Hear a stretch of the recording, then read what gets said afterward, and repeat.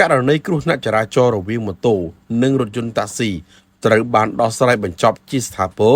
ក្រោមការសម្របសម្រួលពីសំណាក់លោកជំទាវអភិបាលខេត្តលោកជំទាវបានស្រីមុំអភិបាលនៃគណៈអភិបាលខេត្តបៃលិនបានជួបភាគីទាំងសងខាងដើម្បីសម្របសម្រួលគ្នាដោះស្រាយបញ្ចប់ទំនាស់នៅក្រៅប្រព័ន្ធតុលាការដោយករណីគ្រោះថ្នាក់ចរាចរណ៍នេះមន្ត្រីជំនាញចរាចរណ៍ផ្លូវគោកខេត្តបានឲ្យភាគីទាំងសងខាងធ្វើការសម្របសម្រួលគ្នាចំនួន3លើកដោយភាគីខាងរថយន្តរងគ្រោះបានជួយចូលបច្ច័យបនសពទៅភាគីខាងម៉ូតូចំនួន4លានរៀលហើយបងប្អូនសាច់ញាតិខាងម៉ូតូបង្កបានយល់ព្រមធ្វើការផ្តិតមេដៃតែក្រោយមកក៏មិនយល់ព្រមវិញដោយទាមទារសំណងទឹកប្រាក់បន្ថែមទើបយល់ព្រមបញ្ចប់រឿងដូច្នេះដោយភាគីទាំងពីរ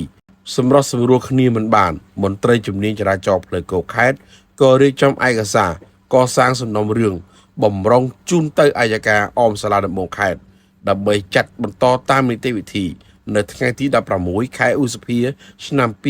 2025តែមិនទាន់មានចំណាត់ការនៅឡើយដោយសារជាថ្ងៃចុងសប្តាហ៍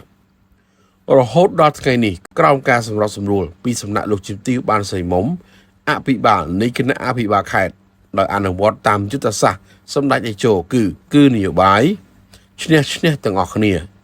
ភាគីម៉ូតូនិងរថយន្តតាក់ស៊ីបានឯកភាពនិងសោះសួរគ្នាបញ្ចប់បញ្ហាជាស្ថាពរត្រឹមនេះដោយមិនមានការប្តឹងផ្តល់គ្នាបន្តទៀតនោះទេព្រមទាំងស្រឡាញ់រាប់គ្នាជាបងប្អូនក្នុងមហាគ្រួសារខ្មែរក្រោមមលប់សន្តិភាពហើយក្នុងនោះលោកជំទាវអភិបាលខេត្តក៏បានឧបត្ថម្ភថវិកាដល់ភាគីម៉ូតូចំនួន4លានរៀលនិងភាគីរថយន្តចំនួន4លានរៀលផងដែរនៅក្នុងឱកាសនោះផងដែរលោកជំទាវអភិបាលខេត្តក៏បានមានប្រសាសន៍កោតសរសើរដល់មន្ត្រីជំនាញចរាចរណ៍ផ្លូវគោកខេត្តដែលបានអនុវត្តការងារទៅតាមទូនាទីភារកិច្ចរបស់ខ្លួនប្រកបដោយវិជ្ជាជីវៈនិងបានសំណូមពរ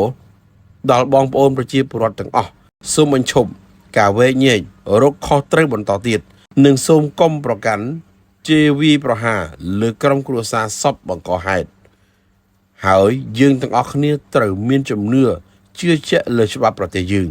ជាពិសេសត្រូវជឿជាក់លើការដឹកនាំ